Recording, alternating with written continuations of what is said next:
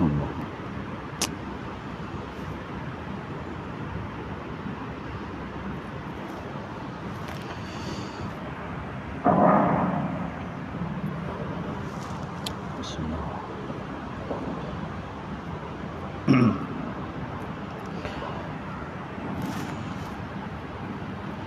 لكريم آله وأصحابه كرام الفاتحة.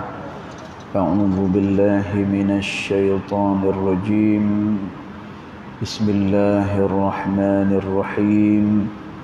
الحمد لله رب العالمين الرحمن الرحيم مالك يوم الدين. إياك نعبد وإياك نستعين. اهدنا الصراط المستقيم صراط الذين أنعمت عليهم غير المغضوب عليهم ولا الضالين آمين.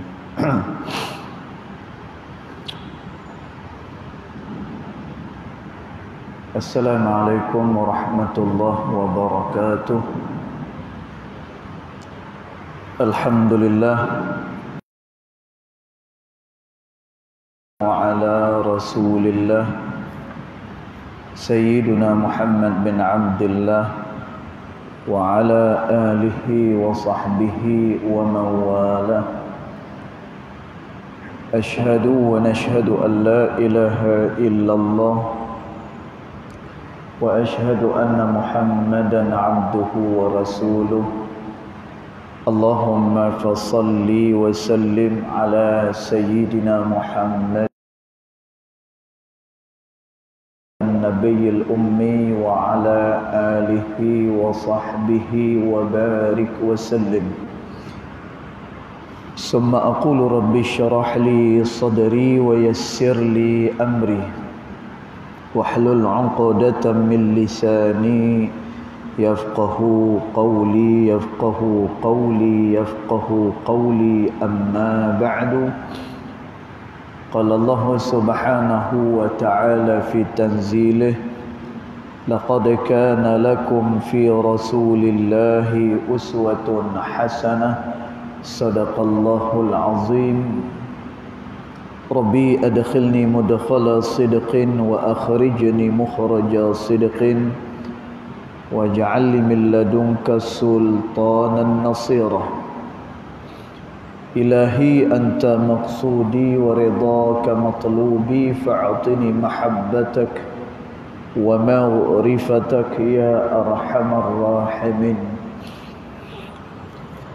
Alhamdulillah, yang pertama-tamanya kita merafakkan kesyukuran kehadirat Allah Subhanahu wa taala, yang mana dengan limpah kurnianya, dengan rahmat dia, alhamdulillah, pada malam ni kita masih lagi sama-sama dapat hadir ke dalam rumah Allah Subhanahu wa taala ini, dalam suasana kita masih lagi dalam proses menghabiskan puasa 6 kita. Dan kita mohon pada Allah Subhanahu wa taala, mudah-mudahan segala yang kita lakukan ianya akan diterima pada sisi Allah Subhanahu wa taala. Allahumma amin. Tuan-tuan dan puan dirahmati Allah sekalian, kita sambung lagi pembacaan kitab Adab Sulukil Murid yang dikarang oleh Al-Imam Al-Habib Abdullah bin Alawi Al-Haddad rahimahullahu ta'ala pada ibarat yang berikutnya. Maka dia kata, Bismillahirrahmanirrahim. Qala muallif rahimahullahu ta'ala, wa nafa'ana bi'ulumihi fid daraini amin. Dia kata, wa qad yubtala al-muridu bil faqri wal faqati wa dhiqil ma'ishah. Dan kadang-kadang diuji seseorang murid itu, dia kata, kebanyakan murid adalah orang-orang yang berjalan pada jalan Allah Subhanahu wa ta'ala.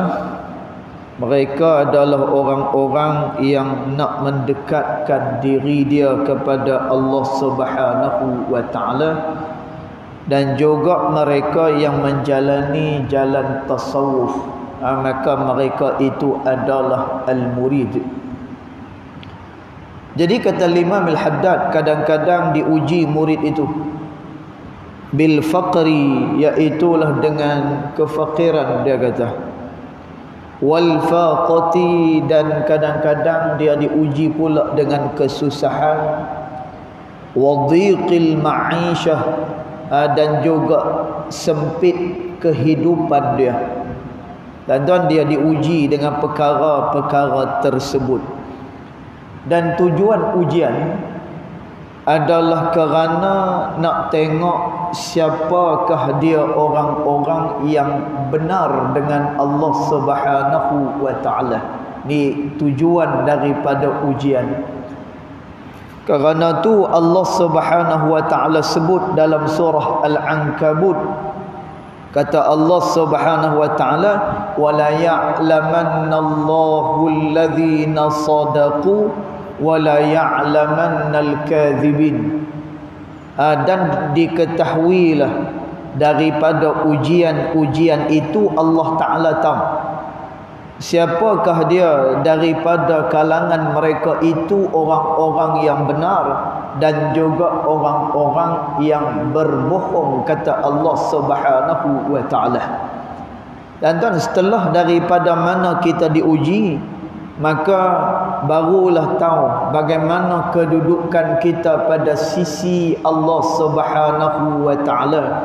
Dan kalaulah dalam keadaan biasa-biasa ni dia boleh bersyukur kepada Allah, dalam keadaan tak diuji oleh Allah Ta'ala dia boleh mendekatkan diri kepada Allah Ta'ala.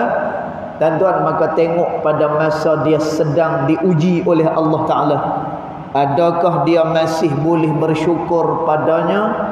Adakah masih lagi kita boleh kembali kepada Allah Ta'ala, ataupun sebaliknya? Dan ni adalah ujian daripada Allah Subhanahu wa ta'ala.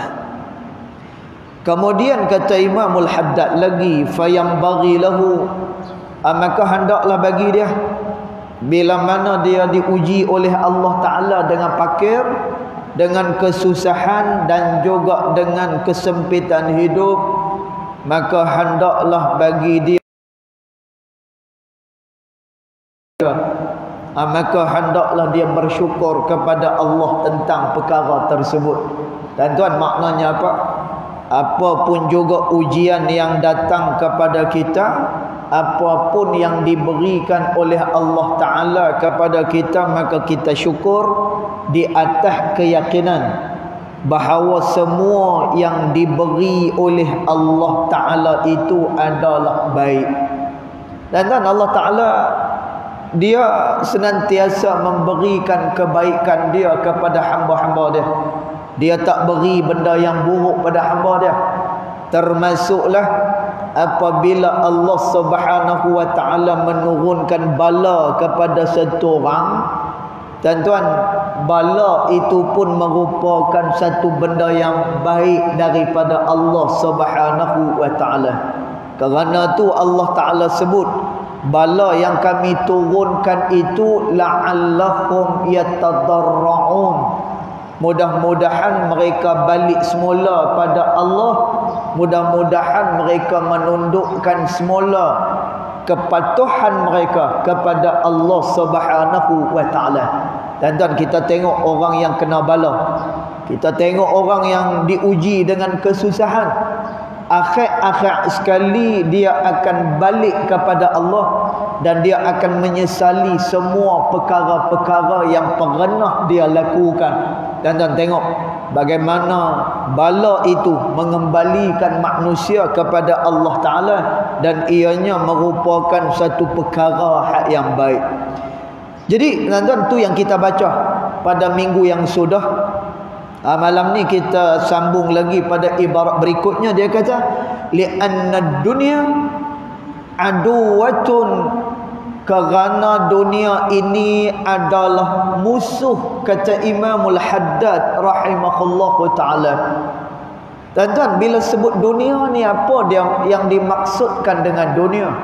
Dunia ni dia daripada perkataan ad-dunuwu. Tuan-tuan, dia daripada perkataan ad-dunuwu. Tuan-tuan, apa dia ad-dunuwu? Iaitulah benda-benda yang segera. Tuan-tuan, ni atas muka bumi. Kita boleh capai dia, kita boleh dapatkan dia, kemudian dia instant, ianya adalah segera. Yang ni yang dimaksudkan dengan dunia. Tuan-tuan, manakala akhirah adalah benda yang ditangguhkan. Maknanya segala kebaikan yang dilakukan oleh manusia akan ditangguhkan balasannya nanti pada hari akhirah besok. Tuan-tuan, maka tu yang dimaksudkan dengan dunia. Maka kata Imamul Haddad, li'anna dunia, kerana dunia itu aduwatun, ianya adalah musuh, kata Imamul Haddad rahimahullahu ta'ala. Tuan-tuan, mana dia bahagian dunia yang dimusuhi oleh Allah Subhanahu wa ta'ala dan juga yang dimusuhi oleh orang-orang saleh, iaitulah pada kelalaian dunia. Tuan-tuan, dia bukannya pada keseluruhan dunia. Dia bukan pada keseluruhan dunia, dia hanyalah pada kelalaian dunia itu sendiri. Kerana tu kata Nabi sallallahu alaihi wasallam, di dalam dunia itu yang diberikan rahmat oleh Allah Subhanahu wa taala adalah mereka yang berilmu, kemudian mereka yang mendengar ilmu, kemudian mereka yang mendengar ilmu, yang mengajarkan ilmu. Tuan-tuan, maka itu adalah orang-orang yang mendapatkan rahmat daripada Allah Subhanahu wa taala.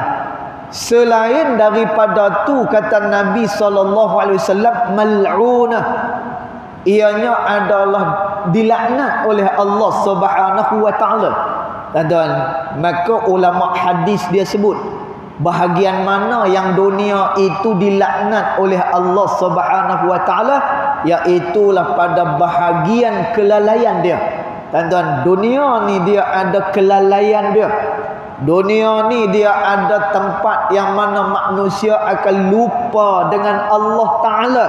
Tuan-tuan, maka bahagian itulah yang dicela, bahagian itulah yang dilaknat oleh Allah Subhanahu wa taala. Tuan-tuan, bila mana manusia ni dia hanyut dengan dunia, maka dia akan jadi berat. Tuan-tuan, ni adalah masalah yang besar di dalam mendekatkan diri kepada Allah Subhanahu wa taala.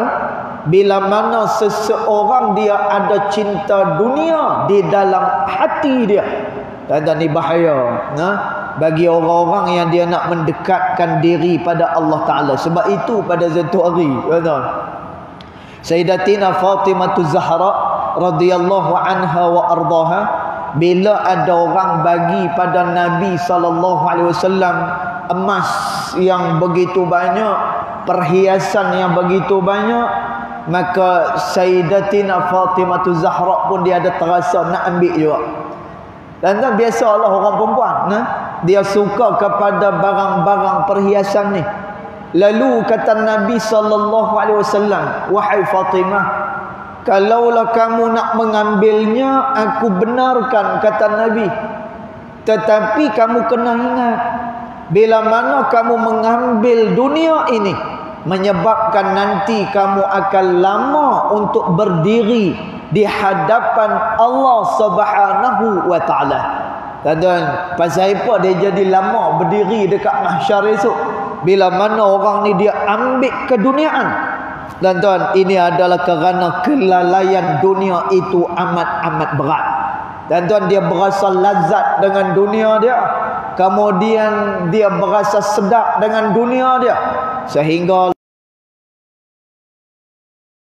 wa ta'ala. Tuan-tuan, Qarun yang asai-asainya berkawan dengan Nabi Allah Musa alaihi salam, yang asai-asainya kuat beribadah kepada Allah, kerana dengan keduniaan akhirnya menjadi orang yang kufur kepada Allah Ta'ala. Dan tuan, Fir'aun, Namruz, ini adalah orang-orang yang diberikan harta, yang diberikan kerajaan yang besar, diberikan pengikut yang begitu ramai. Dan tuan, Fir'aun kata apa? Ana rabbakumul a'la, aku adalah Tuhan kamu yang paling tinggi, kata Fir'aun. Dan tuan, Namrus dia kata apa? Ana uhyi wa umit, aku menghidupkan dan juga aku juga mematikan, kata Namrus. Dan tuan, semuanya ni sombong kerana apa? Kerana keduniaan yang ada pada mereka ni. Dan tuan, sebab itu cinta kepada dunia ni satu halangan yang besar dengan Allah Subhanahu wa taala. Jadi kata Imam Al-Haddad rahimahullahu taala, li'anna dunya aduwah, kerana dunia itu dia adalah musuh Allah Subhanahu wa taala. Dan tapi kena ingat no, musuh ni maknanya bukan kesemua sekali tu musuh. Nanti saat lagi dia balik, saat lagi dia tahu habis. Radio dia tahu, lepas itu televisyen dia tahu, televisyen pula elok 60 inci. Kalau dia nak tahu, tuan-tuan, dia boleh tahu kat rumah saya. Dia tak payah tahu jauh-jauh, dia tahu kat rumah saya kalau dia nak buang semua tu. Tuan-tuan, jadi bahagian mana yang dikatakan sebagai musuh ni adalah daripada bahagian kelalaian dunia tersebut. Mana yang dilaknat? Pada bahagian yang melalaikan daripada dunia, tuan-tuan, maka itulah yang menjadi musuh dan dilaknat oleh Allah Subhanahu wa taala. Lalu kata Imam Al-Haddad, wallahu yuqbilu biha ala a'daihi, lalu dunia itu diberikan oleh Allah Subhanahu wa taala kepada musuh-musuh dia. Dan tuan, dunia ni diberikan kepada orang-orang yang kufur kepada Allah Ta'ala. Dan tuan, dunia ni diberikan kepada orang-orang yang tak bersyukur kepada Allah Subhanahu wa taala. Dan tuan, law ni dekat sini terjawab. Pasal apa kalau kita tengok kadang-kadang orang tu tak sembah Allah Ta'ala pun.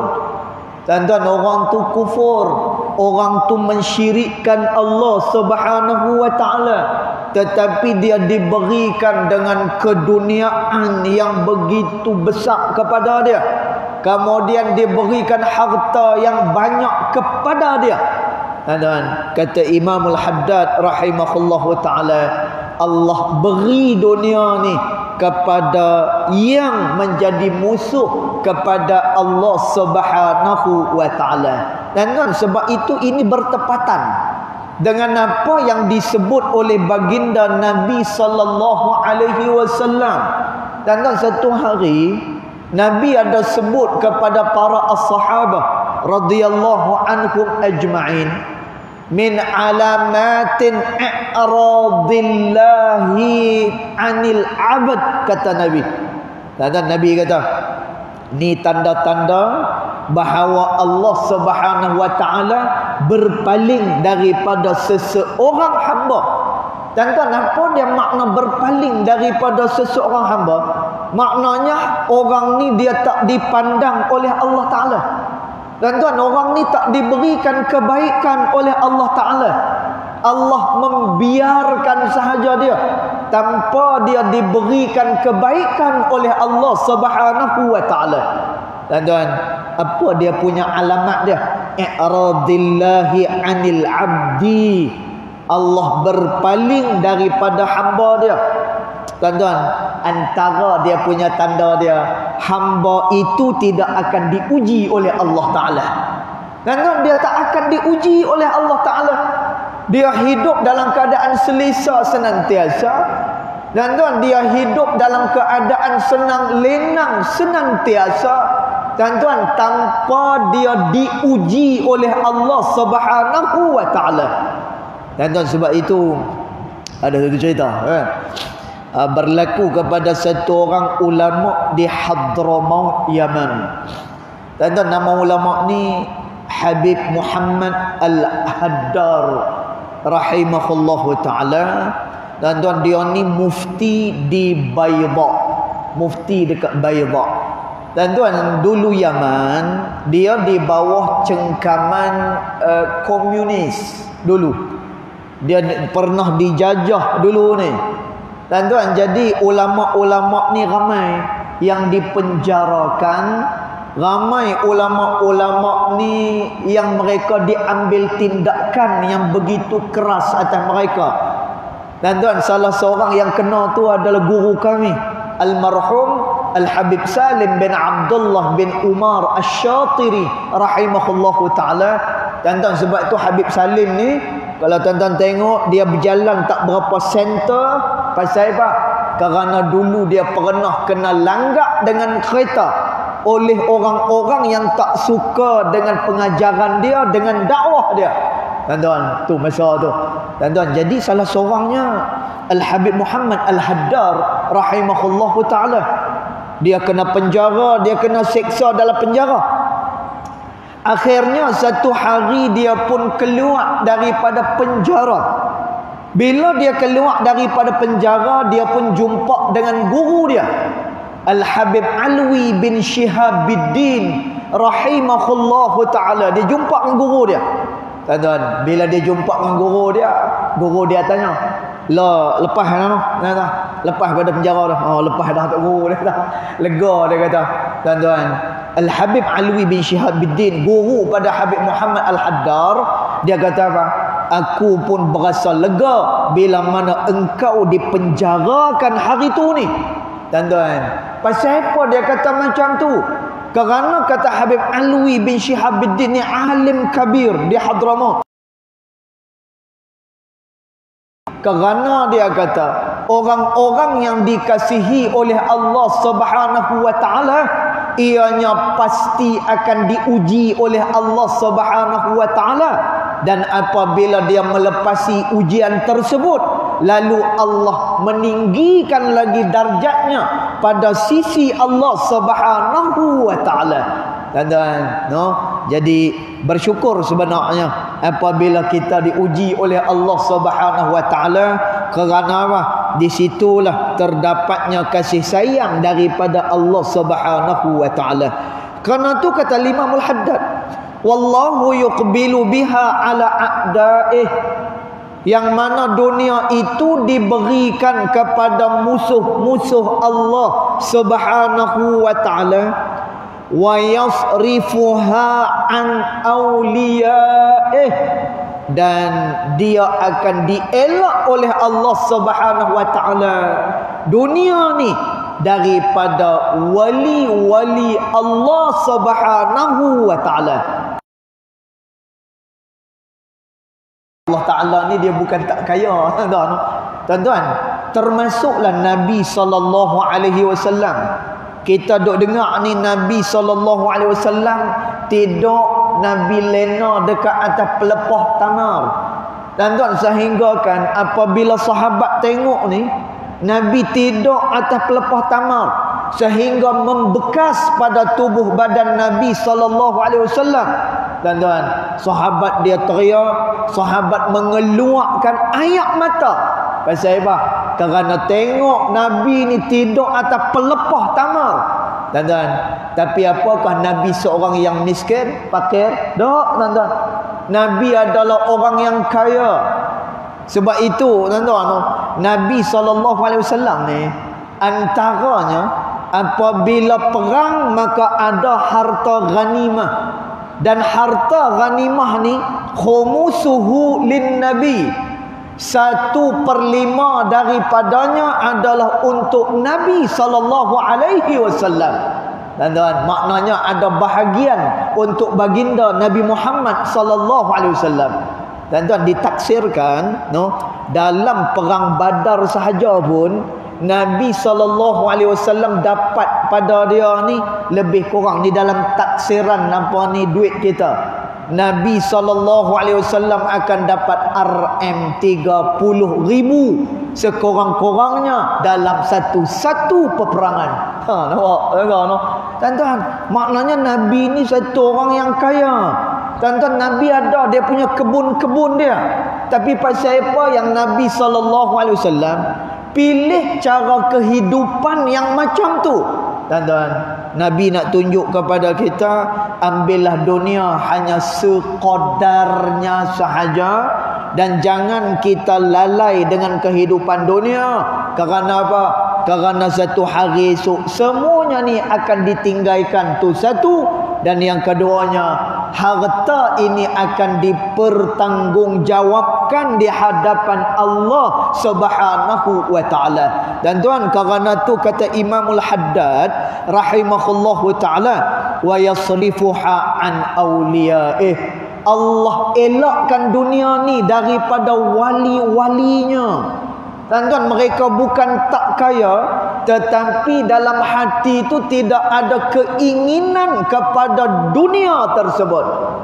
Tuan-tuan, pernah berlaku kepada Ibrahim bin Adham rahimahullahu ta'ala. Tuan-tuan, Ibrahim bin Adham ni satu hari masa dia balik daripada mengajak, tuan-tuan, dia balik daripada mengajak, tengok dia balik-balik tu, tengok-tengok ada pencuri Lone Ranger. Macam dalam cerita apa ni, Doremi kan. Dia balik-balik tengok-tengok pencuri tu baru siap apa ni curi rumah dia. Bila tanya-tanya, ni pencuri Lone Ranger. Tuan-tuan, mungkinlah kan. Biramli pun dia ambil apa ni ilham cerita ni daripada kisah Ibrahim bin Adham rahimahullahu ta'ala. Tuan-tuan, satu hari Ibrahim bin Adham dia balik daripada mengajar, tiba-tiba dia tengok ada orang kat dalam rumah dia. Tuan-tuan, orang ni buat apa? Dah tentulah tuan-tuan, orang ni kalau masuk rumah orang lain tanpa ada kebenaran, ni kawak lah ni. Yang ni pencuri lah ni.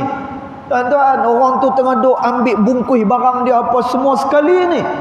Tuan-tuan, Ibrahim bin Adham pi, dia pun cuit orang ni, terperanjat orang ni. Weh, hang ni siapa? Tak apa, aku siapa, hang jangan duk kira dah. Lah ni aku nak tolong hang. Dia kata, no, barang tu mahal. Dia kata, no, barang tu mahal, hang bungkus ambil dah. Wah, betul juga dia kata. Tuan-tuan, pencuri ni pi bungkus. Ibrahim bin Adham tunjuk, ni barang ni mahal, ni barang ni berharga, kamu ambil hak ni, jangan ambil anu, hak tu lagi mahal lagi. Oh, kawan tu bungkus. Tuan-tuan, akhirnya pencuri ni kata apa? Terima kasih. Terima kasih banyak-banyak. Tuan-tuan, persis sama macam dalam cerita Doremi tadi.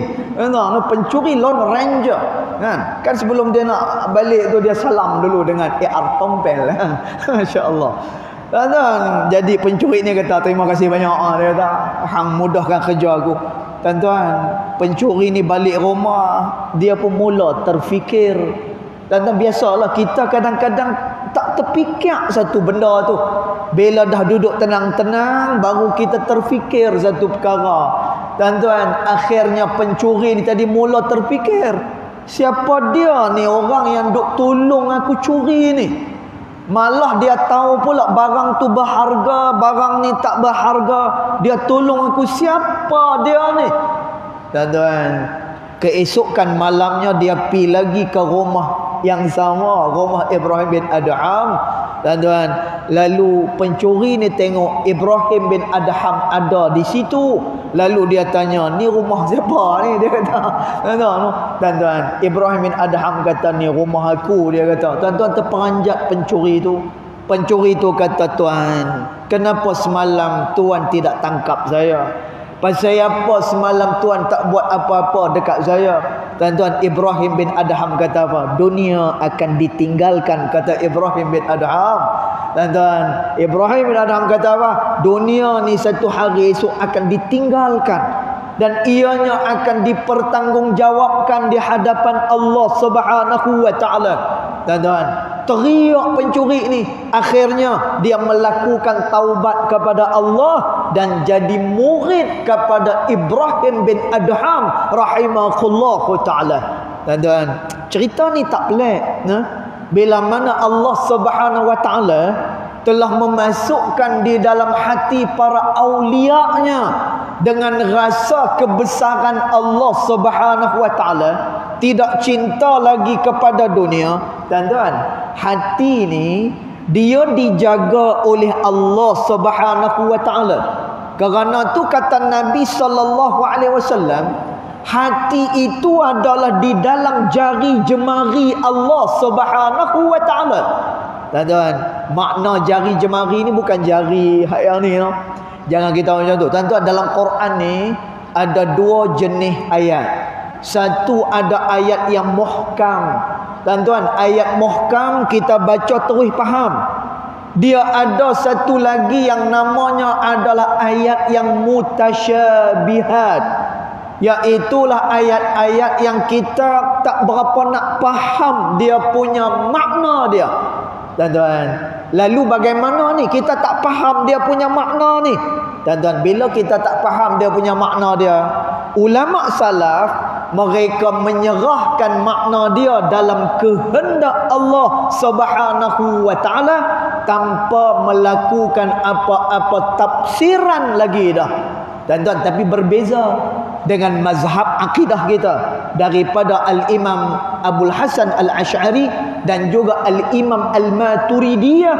Tuan-tuan, mereka kata apa? Kalau ayat-ayat yang mutasyabihat ni kita berhadapan dengan dia, maka pada waktu itu hendaklah kita mensucikan Allah Subhanahu wa taala.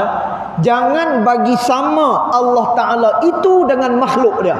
Tuan-tuan, sebagai contoh saya bagi ni ayat mutasyabihat. Tuan-tuan, Allah taala kata yadullah fawqa aidihim. Tangan Allah berada di atas tangan-tangan mereka. Tuan-tuan, bila sebut tangan, tangan lagu mana? Tangan ni, tangan. Tak kira lah, tuan-tuan. Tangan manusia ke, tangan beruk ke, tangan apa jenis tangan pun. Tuan-tuan, hak ni tangan ni. Bila kata tangan, maka dia berjirim. Bila kata jirim, jirim itu ikatannya adalah ruang. Tuan-tuan, bila dia berjirim dan mempunyai ruang, maka itu adalah makhluk yang dijadikan. Allah Subhanahu wa taala laisa kamitslihi syai'. Dia tak serupa dengan sesuatu apapun. Tuan-tuan, jadi macam mana kita nak mensucikan Allah taala ni? Tuan-tuan, ulama khalaf antaranya Al-Imam Abul Hasan Al-Ash'ari dan juga Al-Imam Al-Maturidiyah, mereka kata makna tangan bukan tangan hak ni, tetapi yang dimaksudkan dengan tangan adalah qudratullah, iaitulah kekuasaan Allah Subhanahu wa taala. Dia bukan tangan macam ni. Tuan-tuan, perkara yang sama juga disebut oleh Al-Imam Al-Baihaqi rahimahullahu taala bila mana kita berhadapan dengan ayat-ayat yang mutasyabihat macam tu. Tuan-tuan, jadi kata Nabi SAW, hati manusia itu adalah di dalam jari jemari Allah. Tuan-tuan, maknanya apa? Hati manusia dia dikawal, dia dikontrol dia oleh Allah Subhanahu wa taala. Tuan-tuan, maka kerana itu Allah taala memalingkan dunia daripada hati para aulianya dan diberikan kepada siapa? Dia diberikan kepada musuh yang memusuhi Allah Subhanahu wa taala. Lalu kata Imam Al-Haddad, falyahmudallaha, maka oleh kerana itu kamu hendaklah bersyukur kepada Allah. Dan tahu siapa dia? Orang-orang yang diuji oleh Allah Ta'ala dengan fakir, kemudian dia diuji dengan kesempitan hidup. Falyahmudallah, maka hendaklah dia bersyukur kepada Allah Ta'ala.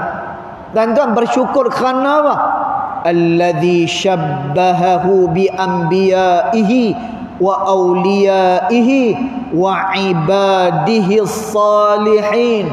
Maka bersyukurlah kepada Allah yang menyamakan engkau ini dengan para nabi-nabi dia, dengan para wali-wali dia, dan juga dengan hamba-hambanya yang saleh. Tuan-tuan, mereka lebih memilih untuk hidup bersederhana berbanding mereka hidup senang di atas muka bumi Allah Subhanahu wa taala. Tuan-tuan, kita kadang-kadang ni dunia ni kita himpun banyak-banyak, kadang-kadang bukan kerana untuk manfaat apa-apa. Ianya adalah semata-mata adalah kerana dengan hawa nafsu sahaja. Dan sebab itu saya nak cerita, ada satu cerita Umar bin Abdul Aziz rahimahullahu taala. Tuan-tuan pun tahu Khalifah Umar bin Abdul Aziz adalah seorang khalifah yang sangat-sangat zuhud dengan dunia. Tuan-tuan, dia tak cinta kepada dunia. Malah ketika mana dia dilantik menjadi khalifah, malam pertama dia balik, tuan-tuan, dalam keadaan dia menangis. Dia balik menangis. Beza dengan kita pada hari ni. Minta maaf, tuan-tuan, kita boleh jawatan, menang apa-apa, tuan-tuan, tu dia kenduri kendara kita. Tuan-tuan, Khalifah Umar bin Abdul Aziz ketika mana dia dilantik menjadi khalifah, disebut dalam manaqib, dalam sejarah kehidupan Khalifah Umar bin Abdul Aziz rahimahullahu taala, ketika mana dia dilantik menjadi khalifah, dia balik ke rumah dalam keadaan dia menangis. Dan bila dia balik ke rumah, dia kunci diri dia menangis. Dan tuan, pasal apa dia menangis? Kerana dia kata apa? Aku akan dipertanggungjawabkan di hadapan Allah Subhanahu wa taala. Dan sebab itu Al-Imam Al-Mawardi rahimahullahu taala, dia sebut dalam kitab dia Ahkamu Sultaniyah, bab berkenaan dengan hukum hakam kerajaan. Dan Imam Mawardi kata apa? Imam Mawardi kata, khalifah ini bukan jawatan yang untuk diminta, tetapi jawatan khalifah itu adalah pertanggungjawaban daripada Allah Subhanahu wa taala, yang esok-esok siapa yang duduk di situ dia akan ditanya oleh Allah Subhanahu wa taala. Dan tuan, Khalifah Umar bin Abdul Aziz ni masa dia menjadi governor, dan tuan, tali pinggang yang dia pakai tertutup dengan lemak dekat perut dia. Dan tuan, nak cerita punya tembun, punyalah gemuk Khalifah Umar bin Abdul Aziz ni. Tuan, tapi setelah dia dilantik menjadi khalifah, sahabat kepada Khalifah Umar bin Abdul Aziz kata apa? Kamu boleh membilang tulang belulang yang berada di tubuh badan dia. Tuan-tuan, maknanya apa? Lepas dia jadi khalifah, kurus dia. Dan tuan, dia jadi apa ni, dah tak gemuk lagi dah. Sehingga kan apa? Kita boleh bilang tulang belulang yang ada pada tubuh Khalifah Umar bin Abdul Aziz rahimahullahu taala. Dan tuan, pasal apa dia jadi lagu tu? Kerana terlalu bimbang dengan jawatan dia dipertanggungjawabkan nanti pada hari dia berhadapan dengan Allah Subhanahu wa taala. Dan tuan, tadi kita sebut, kadang-kadang kita mengambil dunia ni bukan kerana apa? Ianya adalah kerana nafsu semata-mata. Dan tuan, Khalifah Umar bin Abdul Aziz, dia ada seorang governor dia.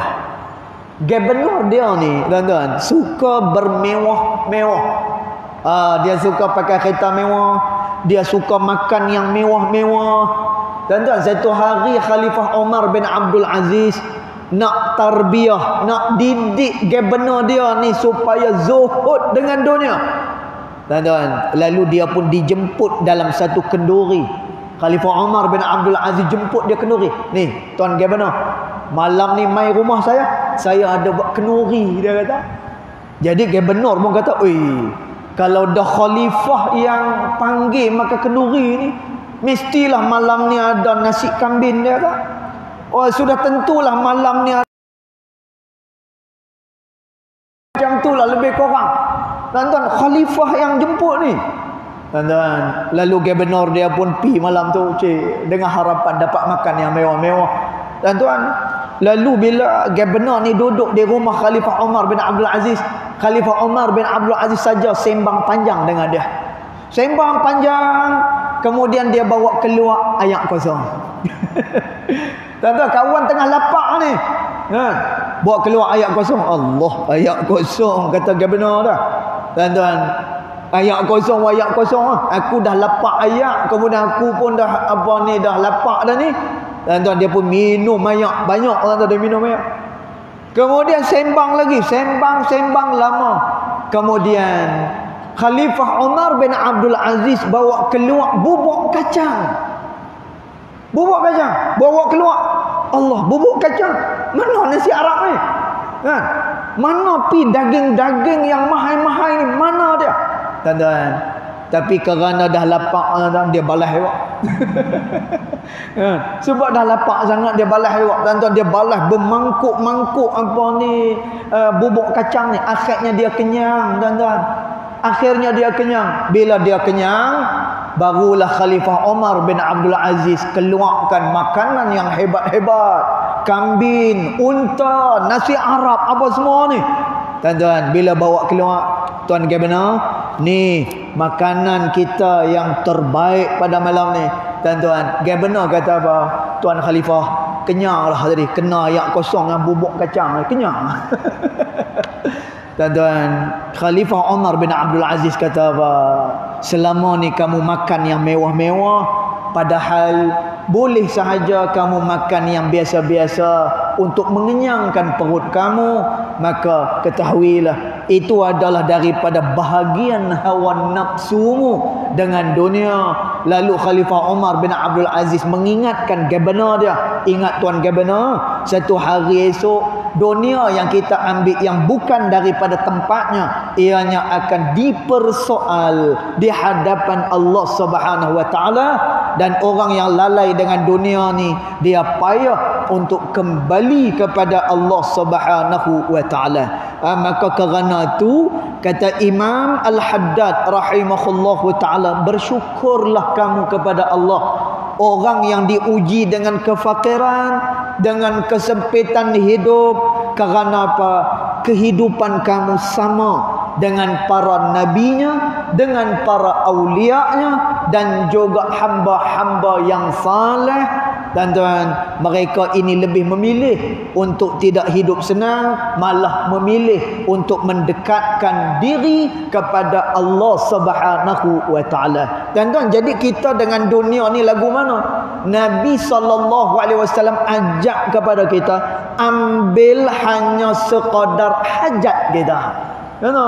Ambil sekadar hajat kita. Apa yang kita perlukan, berapa hak yang kita perlukan, berapa banyak yang kita perlukan. Tuan-tuan, ambil bahagian yang itu.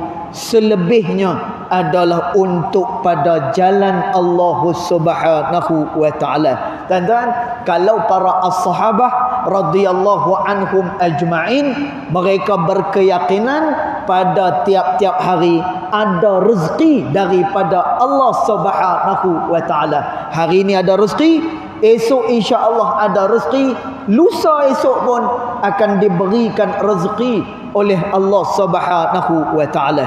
Lalu kata Imam Al-Haddad rahimahullahu taala, falaqad kana sayyidul mursalin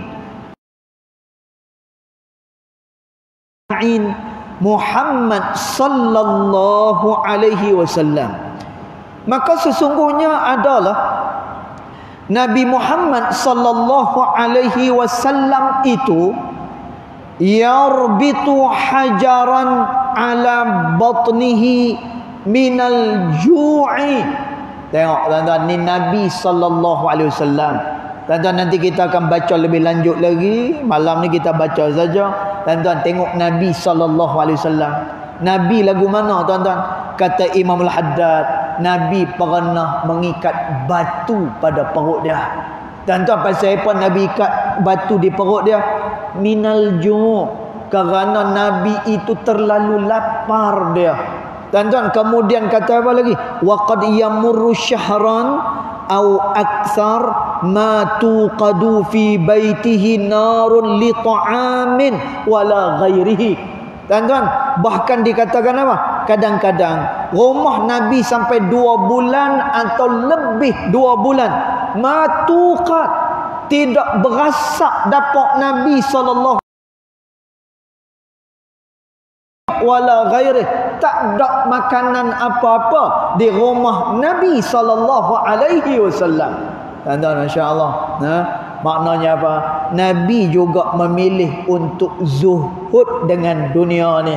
Tuan-tuan, nanti kita akan terang apa dia yang dimaksudkan dengan zuhud dengan dunia dan bagaimana kita nak mengendalikan dunia yang diberikan oleh Allah Subhanahu wa taala. Ini insya-Allah kita akan terangkan pada pertemuan yang akan datang, insya-Allah taala a'lam.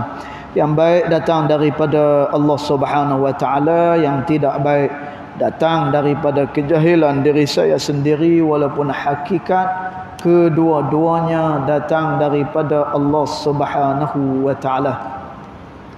Bismillahirrahmanirrahim. Alhamdulillahirabbil alamin. Wassalatu wassalamu ala asyrafil anbiya'i wal mursalin wa ala alihi wa sahbihi ajma'in. Allahumma ighfir lana ma akhta'na wa ma ta'ammudana wa ma asrarna wa ma a'lanna wa ma anta a'lamu bihi minna. Antal muqaddim wa antal muakhir, la ilaha illa anta subhanaka inna kunna minadh dhalimin. Wa sallallahu ala sayyidina Muhammad wa ala alihi wa sahbihi wa baraka wa sallam. Walhamdulillahi rabbil alamin. Wallahu a'lam.